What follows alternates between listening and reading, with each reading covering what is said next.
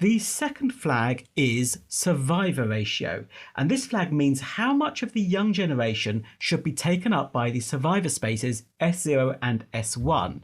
The rest of this will be the Eden space. So again, let's find out the default value for this one. I'll just go back into my console.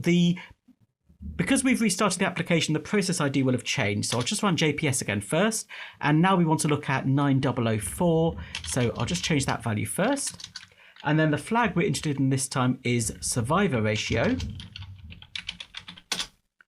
And the default value on my machine, at least, is 8.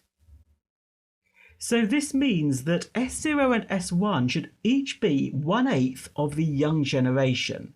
And in fact, then the Eden space will be 6/8 or 3/4. So the Eden space is going to be 3/4 of the young generation, and our survivor spaces are each going to be half of the remaining quarter. Now we could change this value, and if we reduce it, that actually makes the survivor spaces bigger.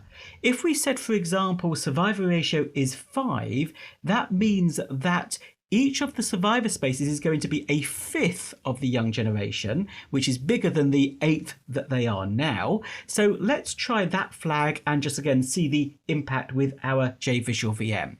So I'll stop the application running and restart it again, but this time we're adding on another flag.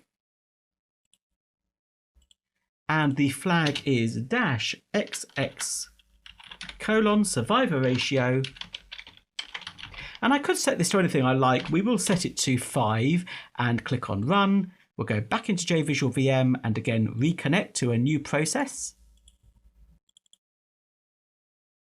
In the Visual GC tab, and now we can see the survivor spaces are each 1 MB.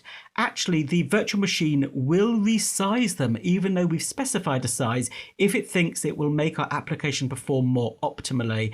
And I suspect if we wait for long enough, we might actually see that happen.